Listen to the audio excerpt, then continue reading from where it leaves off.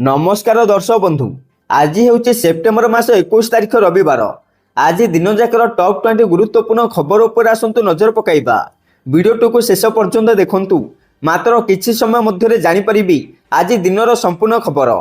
ता पूर्व चैनल नुआ थिले चैनल को सब्सक्राइब करी रखंतु। एमिति प्रतिदिन लाटेस्ट न्यूज सर्वप्रथम देखिबा पाई। तेबे आसतु संपूर्ण खबर उपर नजर पकाइबा। आजिर प्रथम खबर 25 बेलू लघुचाप सृष्टिर संभावना। सेपटे पूर्व केन्द्रीय एवं तत संलग्न उत्तर पूर्व बंगोपसागर एवं मियांमार और बांग्लादेश उपकूल आसंता 25 तारिख बेलू एक लघुचाप सृष्टि होबार संभावना रही बोली पाणीपाग विभाग स्पष्ट करिछि। संभाव्य लघुचाप प्रभाव में ओडिशार विभिन्न अंचल प्रबल वर्षा हेब।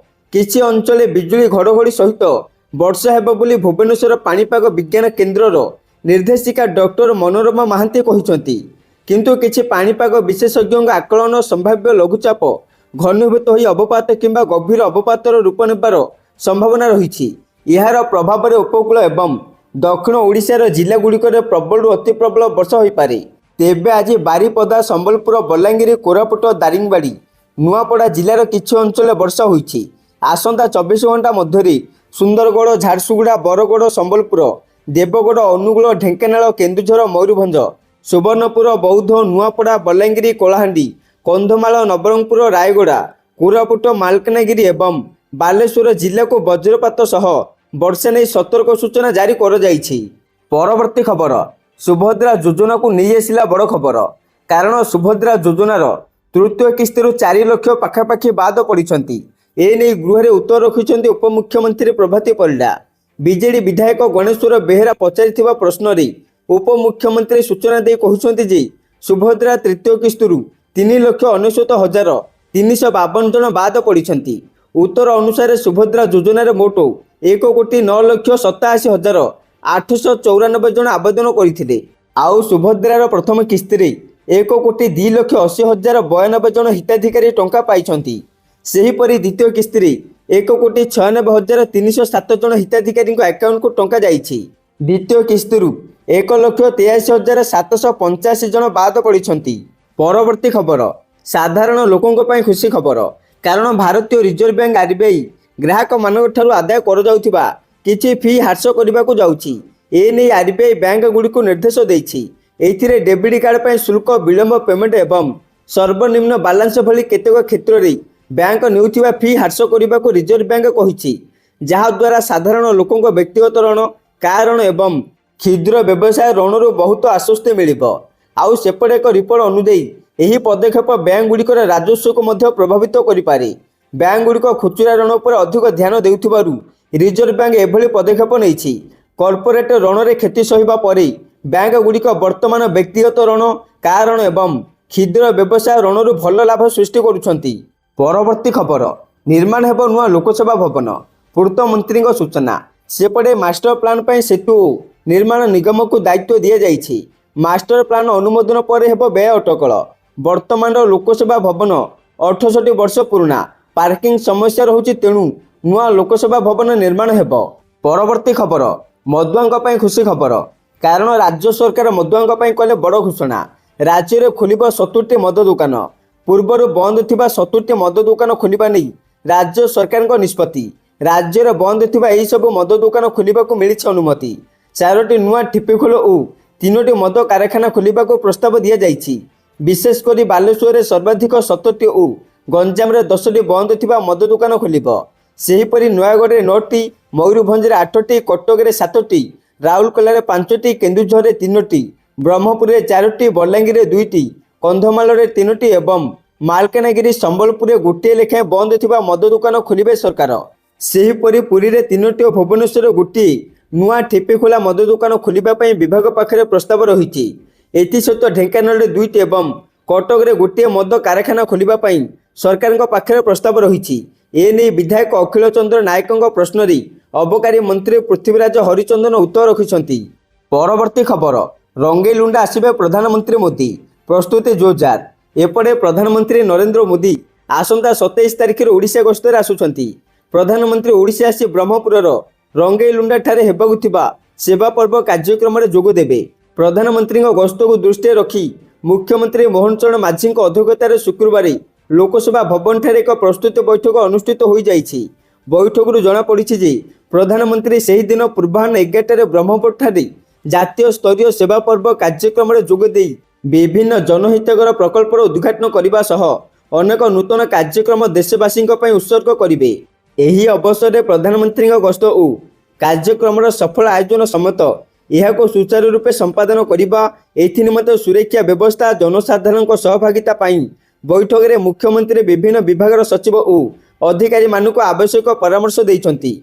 प्रधानमंत्री यात्रापथ आगमन विदाय व्यवस्था सुरक्षा बलों नियोजित सभास्थल प्रस्तुति स्वास्थ्य पुलिस पानी विद्युत और स्थानीय प्रशासन समेत समस्त विभाग को समन्वय रखी कार्य करने आलोचना होईछि। कार्यक्रम को सफल करने को मुख्यमंत्री परामर्श देइछन्ति। परवर्ती खबर दीपावली पूर्व कर्मचारी गुड न्यूज कारण सेपटे प्रतिवर्ष जानुआरी और जुलाई डीए डीआर वृद्धि पाउथिबा तथ्य को आधार करी आशा करा जाउछि जे डीए 3% वृद्धि पाइपारे। केंद्र सरकारी कर्मचारी एवं पेंशन भोगी माने बहुदिन धरी अष्टम वेतन कमिशन सुपारिश को अपेक्षा करथिले, किंतु एथिरे आहुरी किछि समय लागि पारे। तथापि वर्तमान पई सेमानक पई एक खुशी खबर अछि। दिवाली पूर्व मिलिबा बड़ उपहार। गणमाध्यम रिपोर्ट अनुसार दीपावली पूर्व महंगा भत्ता डीए वृद्धि संपर्क में एक बड़ घोषणा हेबार संभावना अछि। एही वृद्धि 12 नियुक्तर अधिक कर्मचारी एवं पेंशन भोगी को लाभ देव, जहाँ सेमानकु दशहरा एवं दीपावली समय खर्च करने अतिरिक्त पांठि देव। वर्तमान केंद्र सरकारी कर्मचारी माने 55% डीए पाउछंती, आउ एबे विशेषज्ञ मानक मतरे डीए आउ 3% वृद्धि पाइपारे। आउ एही वृद्धि 12 नियुक्तर अधिक कर्मचारी एवं पेंशन भोगी को लाभवान करिबो।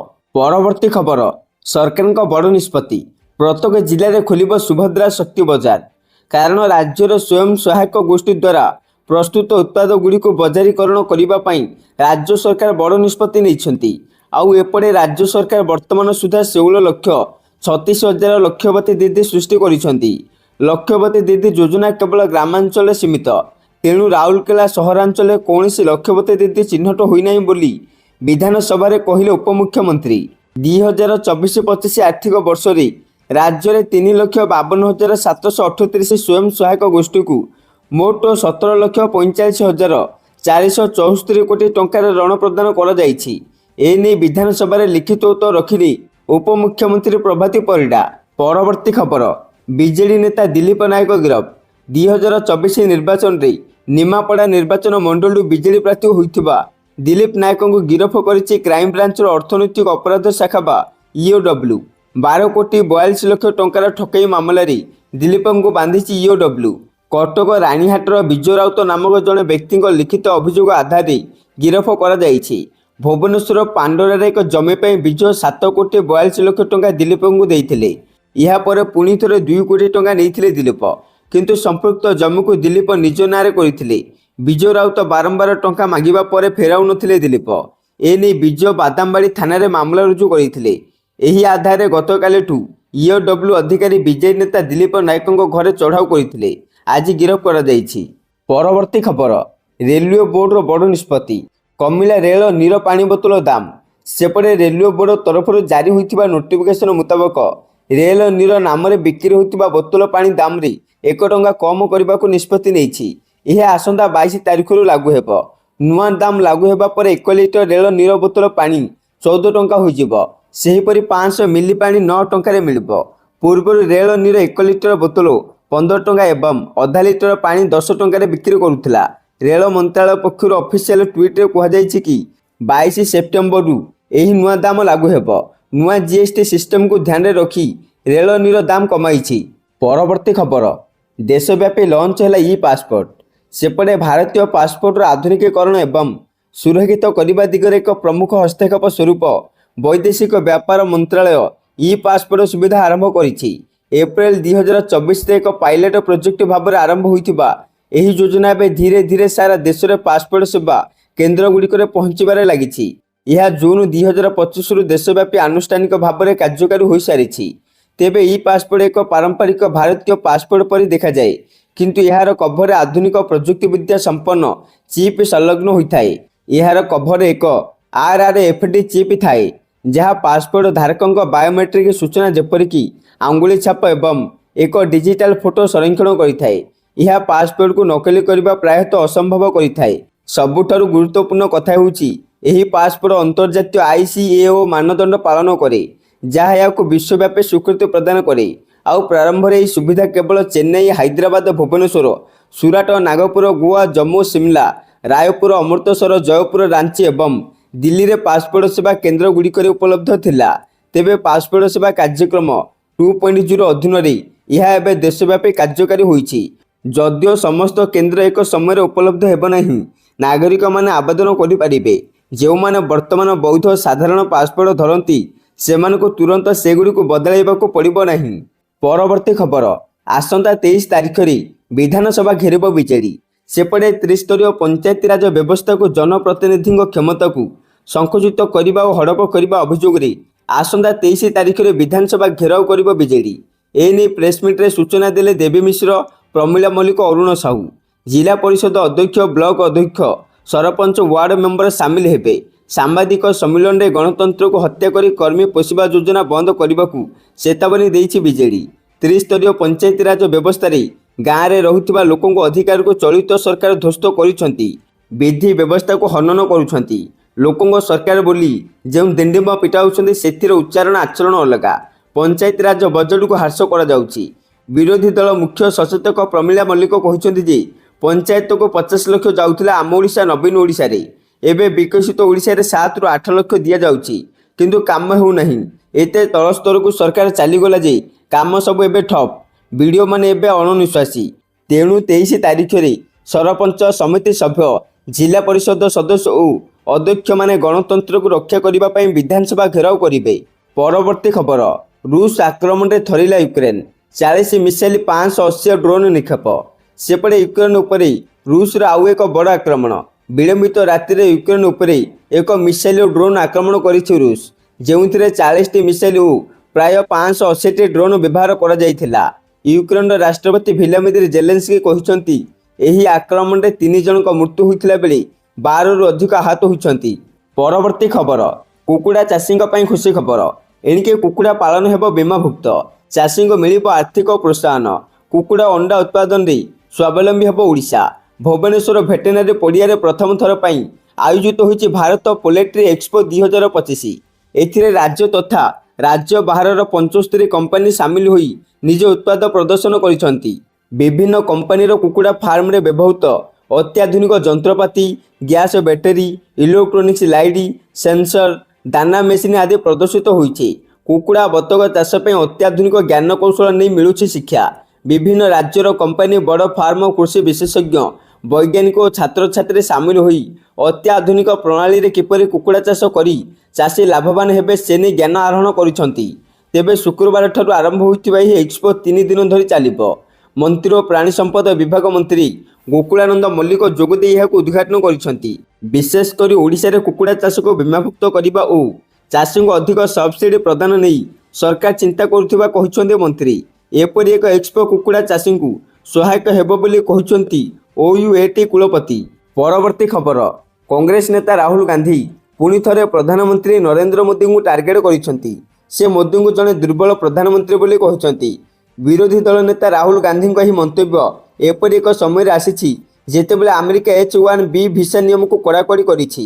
ଆମେରିକା ରାଷ୍ଟ୍ରପତି ଡୋନାଲ୍ଡ ଟ୍ରମ୍ପ H-1B ଭିସା କାର୍ଯ୍ୟକ୍ରମରେ ବଡ଼ ପରିବର୍ତ୍ତନ ଆଣି ଏକ ଘୋଷଣାପତ୍ରରେ ସ୍ୱାକ୍ଷର କରିଛନ୍ତି। ଏହାପରେ ପ୍ରତ୍ୟେକ ଆବେଦନ ପାଇଁ ପ୍ରତିବର୍ଷ $1 ଲକ୍ଷ ଶୁଳ୍କ ନିଆଯିବ। ଏହା ଆମେରିକାରେ କାମ କରୁଥିବା ଭାରତୀୟ ପ୍ରଯୁକ୍ତିବିଦ୍ୟା, ବୃତ୍ତିଗତ ଏବଂ ବଡ଼ କମ୍ପାନୀଗୁଡ଼ିକୁ ପ୍ରଭାବିତ କରିବ ବୋଲି କୁହାଯାଉଛି। ପରବର୍ତ୍ତୀ ଖବର, ଯୁବତୀମାନେ ସାବଧାନ, କାରଣ AI ତିଆରି କରୁଛି ଅଶ୍ଳୀଳ ଫଟୋ। ଦିଲ୍ଲୀରେ ଘଟିଛି ଏକ ବଡ଼ ଅଘଟଣ। ଫଳ ଦୋକାନୀର ସାଙ୍ଗ ଘରକୁ ଆସିଲା, ସ୍ତ୍ରୀର ସାଦା ଫଟୋ ଉଠାଇ ନେଇ ପଳାଇଲା, ଆଉ ତାପରେ ଘରେ ବସି AI ଦ୍ୱାରା ଅଶ୍ଳୀଳ ଫଟୋ ତିଆରି କଲେ। ଫୋନ୍ରେ ଧମକ ଦେଲେ 5 ଲକ୍ଷ ଟଙ୍କା ଦିଅ, ନହେଲେ ସୋସିଆଲ ମିଡ଼ିଆରେ ଫଟୋ ଭାଇରାଲ କରିଦେବି। ଫଳ ଦୋକାନୀର ନିରୀହ ସ୍ତ୍ରୀ ଯେତେବେଳେ ଟଙ୍କା ଦେଲା ସେତେବେଳେ ଏ ଦଗାଦିଆ ବନ୍ଧୁ କହିଲା ଖାଲି ସେତିକିରେ ହେବ ନାହିଁ, ମୋତେ ଖୁସି କରାଅ। ଦର୍ଶକ ବନ୍ଧୁ, ଏଭଳି ଲୋମ ଟାଙ୍କୁରା ଘଟଣା ଦିଲ୍ଲୀର ଲାହୋରୀ ଗେଟ୍ ଅଞ୍ଚଳରେ ଘଟିଛି। ସୂଚନା ଅନୁସାରେ ଦିଲ୍ଲୀର ଜଣେ ଫଳ ଦୋକାନୀଙ୍କ ବନ୍ଧୁ ଅନିଶ ସିଦ୍ଦିକୀ ଫଳ ଦୋକାନୀଙ୍କ ସ୍ତ୍ରୀଙ୍କର ଅଶ୍ଳୀଳ ଭିଡ଼ିଓ ତିଆରି କରିବା ପାଇଁ AI ବ୍ୟବହାର କରିଥିଲେ। ତାପରେ ଇଜ୍ଜତ ଲୁଟିଥିଲେ ଏବଂ ଲକ୍ଷ ଲକ୍ଷ ଟଙ୍କା ବି ଲୁଟି ନେଇଥିଲେ।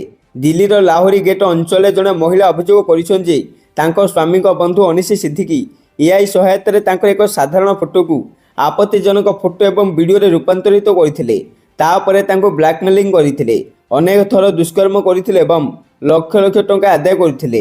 ପରବର୍ତ୍ତୀ ଖବର, ଗଣମାଧ୍ୟମକୁ ଟ୍ରମ୍ପଙ୍କ ନାଲି ଆଖି, କହିଲେ ସମାଲୋଚନା କଲେ ଲାଇସେନ୍ସ ହେବ ରଦ୍ଦ। ସେପଟେ ଆମେରିକା ରାଷ୍ଟ୍ରପତି ଡୋନାଲ୍ଡ ଟ୍ରମ୍ପ ଚେତାବନୀ ଦେଇଛନ୍ତି ଯେ ତାଙ୍କୁ ସମାଲୋଚନା କରୁଥିବା ମିଡ଼ିଆ ନେଟୱାର୍କକୁ ସରକାର ଦଣ୍ଡ ଦେଇପାରନ୍ତି। ଏପରିକି ତାଙ୍କ କଥା ନ ମାନିଲେ ଲାଇସେନ୍ସ ରଦ୍ଦ ମଧ୍ୟ କରିଦେବେ ବୋଲି ଧମକ ଦେଇଛନ୍ତି ଟ୍ରମ୍ପ ପ୍ରଶାସନ। ଗତ ସପ୍ତାହରେ ଟ୍ରମ୍ପଙ୍କ ସହଯୋଗୀ ଚାର୍ଲି କିର୍କଙ୍କ ହତ୍ୟା ଉପରେ ଏବିସି ଜିମି କିମେଲଙ୍କ ଟକ୍ ଶୋକୁ ଅନିର୍ଦ୍ଦିଷ୍ଟ କାଳ ପାଇଁ ପ୍ରତ୍ୟାହାର କରିବା ପରେ ଆମେରିକୀୟ ନେତାଙ୍କ ଏହି ମନ୍ତବ୍ୟ ଆସିଛି। ବ୍ରିଟେନରୁ ଫେରିବା ସମୟରେ ଏୟାର ଫୋର୍ସ ୱାନ୍ରେ ସାମ୍ବାଦିକମାନଙ୍କ ସହ କଥାବାର୍ତ୍ତା କରି ଟ୍ରମ୍ପ ଦାବି କରିଛନ୍ତି ଯେ ଆମେରିକାର ଅଧିକାଂଶ ନେଟୱାର୍କ ମୋ ବିରୁଦ୍ଧରେ ଅଛନ୍ତି, କାରଣ ନିର୍ବାଚନ ପୂର୍ବରୁ ଅନେକ ଗଣମାଧ୍ୟମ ମୋ ବିରୁଦ୍ଧରେ ଥିଲେ, ତଥାପି ମୁଁ ସହଜରେ ଜିତିଲି। ଏପରିକି ଗଣମାଧ୍ୟମ ସଂସ୍ଥାଗୁଡ଼ିକ କହିବାକୁ ଦେଖାଇବାକୁ ଲାଇସେନ୍ସ ପାଇଛନ୍ତି। ଯଦି ମୋ ବିରୁଦ୍ଧରେ ବାରମ୍ବାର ଖବର ପ୍ରସାରଣ କରିବେ ତାହେଲେ ମୁଁ ଭାବୁଛି ସେମାନଙ୍କ ଲାଇସେନ୍ସ ଛଡ଼ାଇ ନିଆଯିବା ଉଚିତ ବୋଲି ଟ୍ରମ୍ପ କହିଛନ୍ତି। ପରବର୍ତ୍ତୀ ଖବର, ଆଉ 2 ଦିନ ପରେ ପୁରା ହ୍ରାସ ପାଇଯିବେ ଏସବୁ ସାମଗ୍ରୀର ଦାମ, କାରଣ କେନ୍ଦ୍ର ସରକାର ସେପ୍ଟେମ୍ବର 22, 2025ରୁ ଏକ ନୂଆ ଜିଏସ୍ଟି ସଂସ୍କାର କାର୍ଯ୍ୟକାରୀ କରୁଛନ୍ତି, ଯାହା ସାଧାରଣ ଲୋକଙ୍କ ପାଇଁ ବଡ଼ ଆଶ୍ୱସ୍ତି ଆଣିବ। ଏହି ସଂସ୍କାର ଅନୁଯାୟୀ ଅନେକ ନିତ୍ୟ ବ୍ୟବହାର୍ଯ୍ୟ ସାମଗ୍ରୀର ମୂଲ୍ୟ ହ୍ରାସ ପାଇବ ଏବଂ କେତେକ ଜିନିଷ ଉପରେ ଜିରୋ ଜିଏସ୍ଟି ଲାଗୁ ହେବ। ଏହା ସାଧାରଣ ଜନତାଙ୍କ ଜୀବନ ଧାରଣ ଖର୍ଚ୍ଚକୁ ହ୍ରାସ କରିବା ସହ ବଜାରରେ ଚାହିଦା ବଢ଼ାଇବାରେ ସହାୟକ ହେବ। ତେବେ ଜିରୋ ଜିଏସ୍ଟି ଭିତରେ ଏସବୁ ସାମଗ୍ରୀ ଆସୁଛି। ଦହି, ପନିର, ସାମ୍ପୁ, ସାବୁନ ଭଳି ଦୈନନ୍ଦିନ ବ୍ୟବହାର୍ଯ୍ୟ ଜିନିଷ ସହ ଏସି, ଟିଭି ଏବଂ ବାଇକ୍ ଭଳି ବଡ଼ ସାମଗ୍ରୀ ଉପରେ ମଧ୍ୟ ଜିରୋ ଜିଏସ୍ଟି ଲାଗୁ ହେବ। ଏହା ସାଧାରଣ ପରିବାରର ବଜେଟକୁ ହାଲୁକା କରିବ ଏବଂ ଗ୍ରାହକଙ୍କ କ୍ରୟ କ୍ଷମତା ବଢ଼ାଇବ। ଏହା ବ୍ୟତୀତ 33ଟି ଜୀବନ ରକ୍ଷାକାରୀ ଔଷଧ, ସ୍ୱାସ୍ଥ୍ୟ ବୀମା ଏବଂ ଅକ୍ସିଜେନ୍ ଭଳି ଚିକିତ୍ସା ସାମଗ୍ରୀ ଉପରେ ମଧ୍ୟ ଜିଏସ୍ଟି ମୁକ୍ତ କରାଯାଉଛି। ପରବର୍ତ୍ତୀ ଖବର, ସାଧାରଣ ଲୋକଙ୍କ ପାଇଁ ଖୁସି ଖବର, କାରଣ ଭୁବନେଶ୍ୱରରୁ ନିମାପଡ଼ା ଓ ଗୋପଦେଇ କୋଣାର୍କ ପର୍ଯ୍ୟନ୍ତ ଚାଲିବ ଟ୍ରେନ୍। ଏଥିପାଇଁ ବିଛା ହେବ ନୂତନ ରେଳ ଧାରଣା। ଏହି ନୂଆ ଧାରଣା ପାଇଁ ଫାଇନାଲ ଲୋକେସନ ସର୍ଭେକୁ ଅନୁମୋଦନ ମିଳିଛି। ଏନେଇ କେନ୍ଦ୍ର ରେଳମନ୍ତ୍ରୀ ଅଶ୍ୱିନୀ ବୈଷ୍ଣବ ନିମାପଡ଼ା ବିଧାୟକ ତଥା ଉପମୁଖ୍ୟମନ୍ତ୍ରୀ ପ୍ରଭାତୀ ପରିଡ଼ାଙ୍କୁ ଲିଖିତ ଭାବେ ଅବଗତ କରିଛନ୍ତି। ଏହି ଟ୍ରେନ୍ ଚଳାଚଳ ପାଇଁ ପୂର୍ବରୁ ଶ୍ରୀମତୀ ପରିଡ଼ା କେନ୍ଦ୍ର ସରକାରଙ୍କୁ ଚିଠି ଲେଖିଥିଲେ। ସେହି ଚିଠିକୁ ଆଧାର କରି ଏଭଳି ପଦକ୍ଷେପ ନିଆଯାଇଥିବା କେନ୍ଦ୍ରମନ୍ତ୍ରୀଙ୍କ ପତ୍ରରେ ଉଲ୍ଲେଖ ଅଛି। ଚିଠି ପାଇବା ପରେ ଶ୍ରୀମତୀ ପରିଡ଼ା କେନ୍ଦ୍ରମନ୍ତ୍ରୀଙ୍କୁ କୃତଜ୍ଞତା ଜ୍ଞାପନ କରିଛନ୍ତି। ବହୁ ପ୍ରତୀକ୍ଷିତ ରେଳ ପ୍ରକଳ୍ପ କେବଳ ରାଜଧାନୀ ଓ ବିଶ୍ୱ ଐତିହ୍ୟ ସ୍ଥଳ କୋଣାର୍କ ମଧ୍ୟରେ ରେଳ ସଂଯୋଗ ସ୍ଥାପନ କରିବ ନାହିଁ, ବରଂ ଏହା ନିମାପଡ଼ା ନିର୍ବାଚନ ମଣ୍ଡଳୀର ନିମାପଡ଼ା ସମେତ ଗୋପବାସୀଙ୍କ ପାଇଁ ମଧ୍ୟ ଆଶୀର୍ବାଦ ସାବ୍ୟସ୍ତ ହେବ ବୋଲି ସେ କହିଛନ୍ତି।